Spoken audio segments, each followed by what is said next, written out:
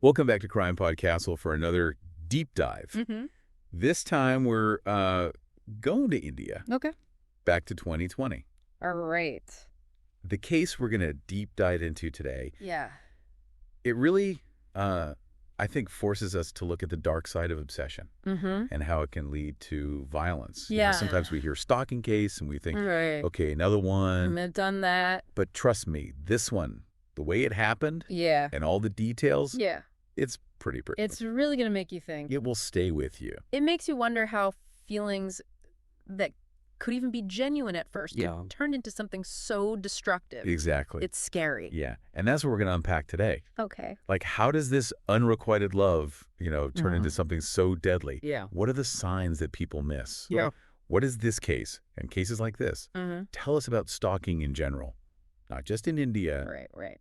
but everywhere. Exactly. So to get into all of that, Okay. we have to start at the beginning. So Right. who was Aarushi Gupta? So Aarushi Gupta was a young college student. Okay. She was 21 years old and lived in Raipur, India. Right. And she was studying to become a chartered accountant. Wow. Really driven. Everyone who knew her, talked about her energy, her laugh, how dedicated she was to her studies, her family. Yeah. Her whole future was ahead of her. And Yeah. it's just heartbreaking. It's hard to imagine. Yeah. Yeah. And, cases like this, it's easy to forget that she was a person Right. and not just as A statistic. a statistic, right? Yeah. So how does Rahul Sharma, the perpetrator, Okay. fit into all of this? So Rahul was 24. Okay. He was a delivery driver. All right. And it seems like he and Aarushi met briefly Okay. through a mutual friend. Oh, wow. So like a really normal, Yeah. ordinary encounter. Uh-huh. But for whatever reason, this meeting for Rahul. Triggered this unhealthy obsession. So they barely even knew each other. Right. And he just became fixated on her. Yeah, and from what we can gather, Aarushi made it very clear Okay. that she wasn't interested in him romantically. Yeah. Like she had her own life, her goals. Yeah. She wasn't looking for a relationship. So Rahul didn't really take no for an answer, though. Right. He did not. What did this obsession look like in the beginning? So it started with what might seem like pretty harmless things. Okay. Like he would follow her. Mm-hmm. He would send her tons of messages, Uh-huh. show up at places that he knew she went to. Okay. But then it escalated pretty quickly. Oh, okay. Like he'd call her constantly, a lot late at night. Oh, wow. He even started showing up at her home uninvited. So that's textbook stalking behavior. Sadly. Oh. Yeah, it is. And it's frightening how often Yeah. we see those early signs and people dismiss them. Like they just brush it off as, oh, he's smitten or he's just persistent. Right. He'll get the hint eventually. Yeah. But no, these are huge red flags. Yeah. And sadly, I feel like a lot of people ignore them. Until it's too late, yeah. It's too late, yeah. Yeah. So these red flags were, Raving. they were waving. Yeah. In Arushi's case, Mm-hmm. did she confide in anyone? She did. Okay. She told her friends, Okay. her family, Right. and thankfully they were really supportive. Okay. They tried to intervene. Okay. They confronted Rahul, So, told him to leave her alone, yeah. but that just made it worse. Really? Yeah, like he was enraged Wow. by any attempt to set boundaries with him. So even with them trying to intervene, Yeah. it just kept getting worse. Unfortunately, yeah. What happened? It escalated even more. Yeah, the harassment got more intense. Oh. He would cause scenes in public, Oh. shout accusations at her, even threaten her. Oh my gosh. It was a nightmare just imagine trying to live your life, Right. focus on school, Yeah. when you have this constant fear hanging over you. It's awful. Yeah. And this is obviously, Right. a clear pattern of harassment. Absolutely. This isn't misunderstanding. No. And that brings us to October 15th, 2020. Okay. What happened that day? So it was a Wednesday afternoon. Okay. And Aarushi was walking home from college. Yeah. Like she did, every day. Mm-hmm.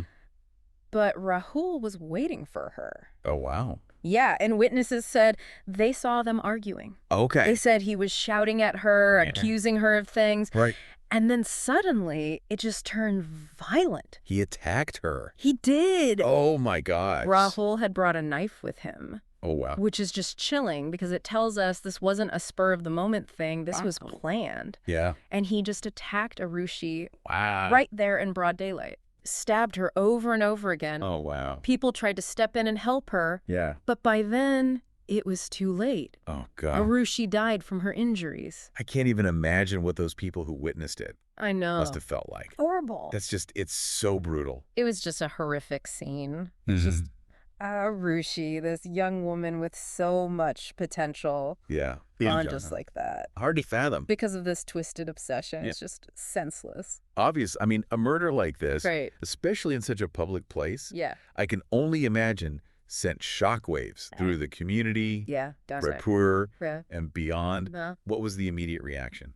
There was a lot of outrage, Okay. grief, Mm-hmm. fear, obviously. Yeah. People held vigils for Aarushi, and they wanted justice. I mean, it became national news. Wow. This case stopped being just about this horrible local tragedy.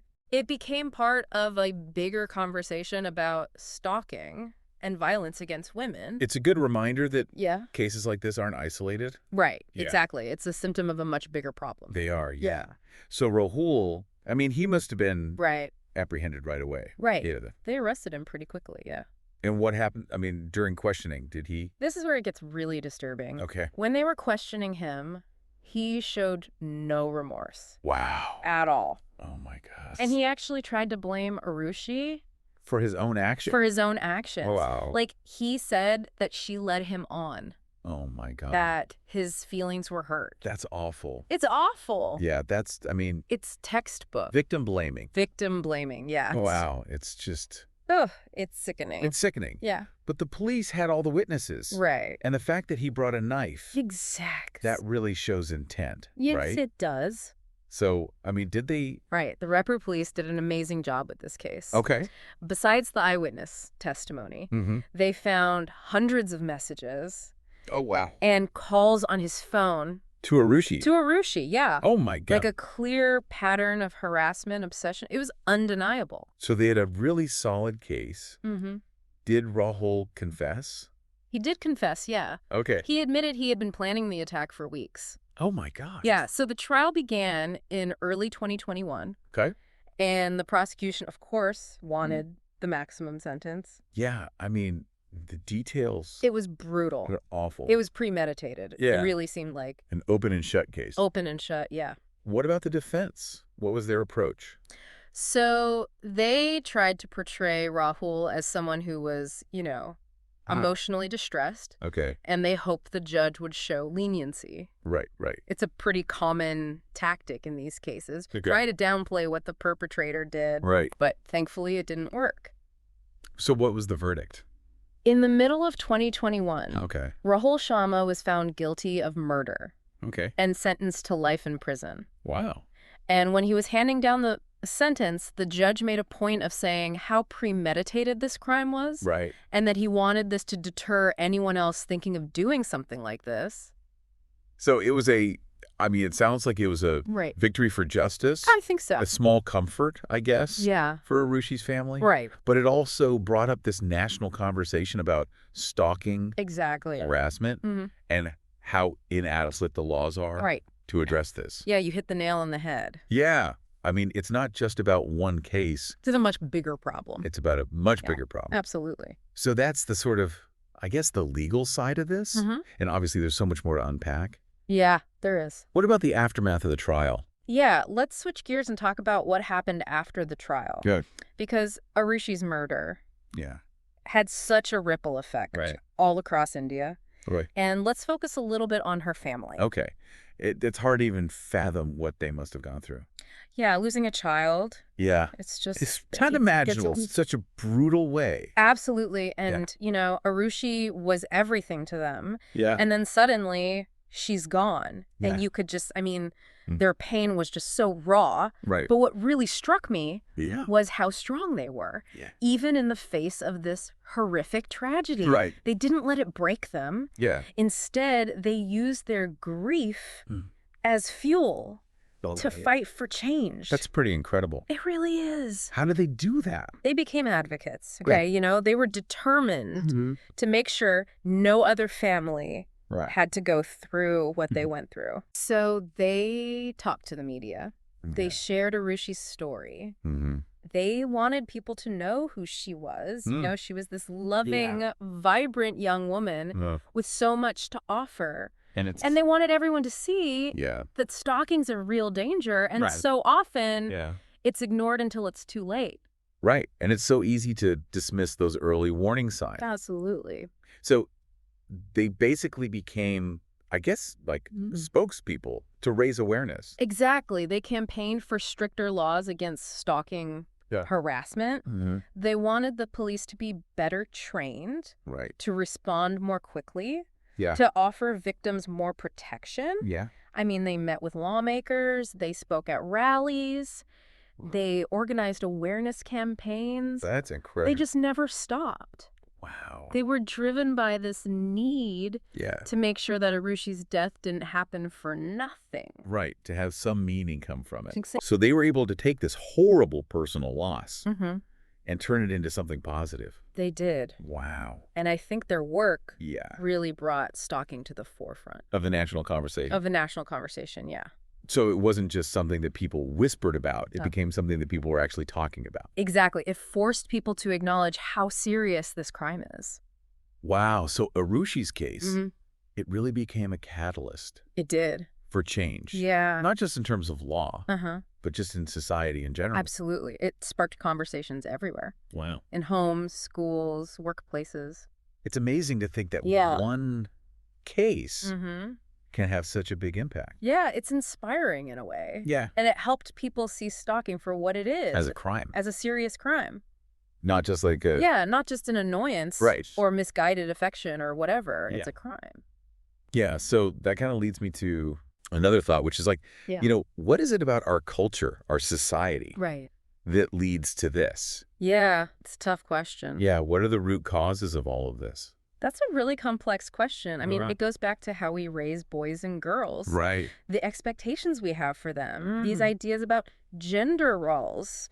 Power dynamics. And it's all so ingrained. Right, from such a young age. You're such a young age, Like, why do some men feel like they're entitled it's back to a woman's attention, to her affection, even to her life, even though she's made it clear that's not what she wants? It's a complete disregard for a woman's autonomy, or her right to choose. Right, and you know, I think sometimes it's easy to think that this is a problem that's limited to certain cultures. Right, but it's not. Or countries. It's everywhere. But it's not, It's a global problem. It's really scary to think about. So we've talked about the justice system. The impact on society. Arushi's family. Their incredible work. Advocating for change. But there's another player here. And that's the media.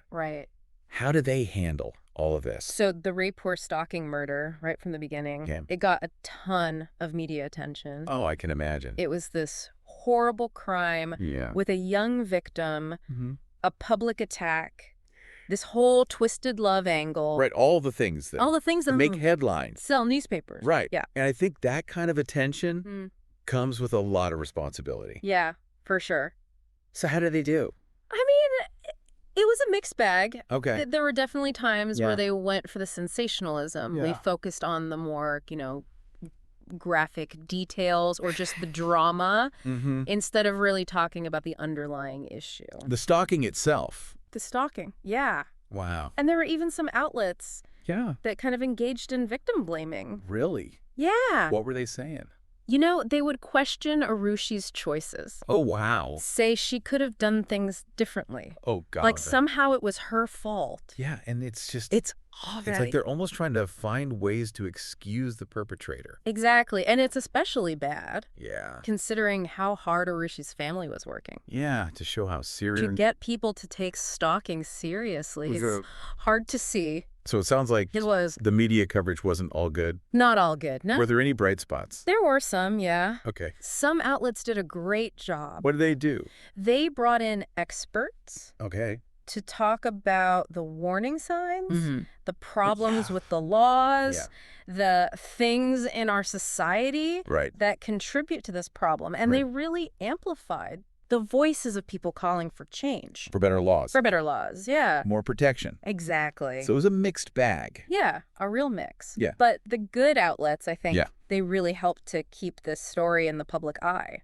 Right, and they kept people informed. Justice system accountable. Exactly. So as we wrap up this deep dive, I want to kind of bring it back to Aarushi. And, what can we do to make sure that nothing like this ever happens again? That's the big question, isn't it? I think it boils down to being aware, educated, and proactive. And what does that look like? It means we need to know the warning signs. Okay. Not just for ourselves, but for people around us. Right. We need to learn about this crime, how it works, the psychology behind it, where victims can get help. Yeah. And we need to challenge those ideas, those harmful ideas. Those cultural norms. The cultural norms, exactly. That lead to this. That say stalking is okay. Or minimize it. Or that it's not a big deal. Right. So it's about creating a culture where victims feel safe to speak up. Yes. Knowing that they'll be heard. Absolutely. That they'll be believed. And that the perpetrators will be held accountable. Right. It's not about blaming the victim. It's about making sure the people who are doing this are the ones who face consequences for their actions. And understanding that love should never equal control. Exactly. Love shouldn't mean that you own someone or that you have power over them. It shouldn't be about possession. No, real love respects boundaries. Values the other person's individuality. Right. Gives them freedom. And Arushi's story shows us Yeah. the devastating consequences. It does. Of what happens when those things are violated. It's a wake-up call for all of us to create a world where love isn't twisted, where obsession isn't tolerated, and where everyone can live without fear. Those are powerful words. Thank you. Before we wrap up, is there anything else that you wanted to... You know, I just want to say it's been a really heavy conversation. Yeah, it has. But it's an important one. It is. And while Arushi's story is tragic, it's also a reminder that we can make a difference. We can learn from what happened and work to prevent it from happening again. Right. And Arushi's family really shows us the power of resilience. Yeah. Turning that grief into something positive, into action. Yeah. I think that's a powerful message. It is. Yeah. So we've talked about a lot this case, the trial, the aftermath, the media. And I think it's really highlighted the importance of understanding the psychology behind stalking. For sure. We talked a little bit about Rahul and his sense of entitlement. His inability to accept rejection. But I think it's worth exploring that a little bit more. I agree. I think looking at this from a psychological perspective can really help us understand stalking better. Yeah. What do you mean? So, like in Rahul's case, it's clear he couldn't tell the difference. What's between real love and just wanting to control someone. Possess them. Possess them, yeah. Right. It's like he needed to have Aarushi no matter what. And you mentioned earlier that he blamed her for his actions. He did. Saying that she hurt his feelings. Right, like she owed him something. That's so common, isn't it? It is, unfortunately. In these cases. It's a way for them to shift the blame. Right, not take responsibility. Absolutely taking responsibility, yeah. For their actions. And it's almost like they believe that their behavior is justified. Wow. Like the victim did something wrong. Right. So it's so important to remember that stalking is a crime. A crime. It's a form of abuse. It's violating someone. It's taking away their safety. Their autonomy. Yeah, it's about power and control. And it's not just about romantic obsession either. No, it can be. It can be. Ex-partners, acquaintances. People who just fixate on someone. Right. And it's all about control. That need for control is really scary. It is. And that's why early intervention is so important. Right. Like if you see someone who's showing obsessive behavior, making unwanted contact, making threats, take it seriously. Yeah, those are red flags. Huge red flags. Yeah. So if you're experiencing this, what should you do? First, don't be afraid to talk about it. Okay. Tell someone you trust. Right. A friend, family, therapist, even the police. Yeah. And write everything down, any calls, messages, encounters. Yeah, because that can be really important. It can be crucial. Later on. As evidence, As evidence. And there are organizations out there that can help. Yeah. They can give you legal advice. Right. Counseling, help you stay safe. And I think it's just so important to know. It is. That you're not alone. You're not. If you're experiencing this. There are people who want to help. Yeah. And if you know someone who's going through this, just be there for them. Dang, listen. Don't judge. Yeah. Just encourage them to get help. Right. Just having that support. Yeah, that can make all the difference. It can. Yeah. So I think as we conclude this deep dive into the Raipur Stalking Murder, I want to leave our listeners with a sense of hope. I like that. Because Aarushi's story, it's so tragic. It's heartbreaking. And it reminds us of how much darkness there is. There is. In the world. Absolutely. But I think it also shows us the power of resilience. You know, her family. Her family's amazing. And how they turned their grief into positive action. It's inspiring. It is. Yeah. And that change is possible. It is, yeah. So let's all try to be more aware, more informed, educated, and more proactive in creating a world where love isn't twisted, where obsession isn't tolerated, and where everyone has the right to live without fear. I love that. I think those are really powerful words. Thank you. And I think they really sum up the essence of this case. It does. And Aarushi's legacy. Absolutely. So thank you for joining us on this journey. It's been a pleasure. And remember, knowledge is power. It is. And by understanding stalking, we can all help to make the world a safer place. We can. That's it for this episode of The Deep Dive. Follow and subscribe to CrimePod Castle's podcast and YouTube channel for more gripping stories of love and crime. It's been a tough one. It really has. Yeah. But really important, I think. Definitely. So Aarushi's story, you know, it makes us think about some uncomfortable stuff. For sure. Like stalking, obsession. Right. And why these things happen. And how we can stop them from happening. Yeah, exactly. It's about prevention, too. And we talked briefly about he did. Rahul's psychology. You know, how he felt entitled to Aarushi's attention. Right. His inability to just accept that she wasn't interested. Couldn't take no for an answer. Yeah. And I think we should dig into that a little more. Yeah. I think it's helpful to look at it through that lens, through that psychological lens. To understand these kinds of cases better. Exactly. So in his case, Rahul's case. Yeah. What do we see? I mean, it's so clear that he just didn't get it. He didn't understand. What do you mean? The difference between love. Real love. Yeah, real love. And just this desire to control someone. To possess them. To possess them, own them almost. Like he had to have her. Exactly. No matter what. It was an obsession. And earlier you mentioned how he blamed Aarushi for what he did. His own actions. Yeah. Classic move.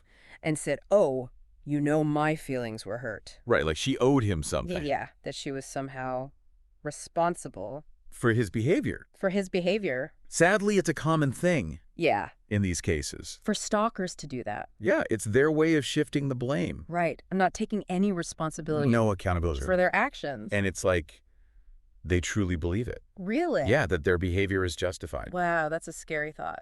It is. That they really believe that the victim did something wrong. But the victim is the problem, So it's, I mean, I guess the takeaway is that stalking is a crime. It's abuse. It is, 100%. But control. Taking away someone's safety, their freedom. And it's not just about romantic obsession. No, not at all. It can be. It could be an ex. It could be someone you barely know. An acquaintance. Just someone who fixates. That's what's so scary. That fixation. That it can be anyone. Anyone. And I think that really highlights why early intervention is so crucial. It's so important to intervene. Absolutely. To notice those signs. The red flags. Right, the obsessive behavior. Unwanted contact. Yeah. Threats. All of that. You have to take it seriously. And if someone's out there listening. Yeah. And they're going through this.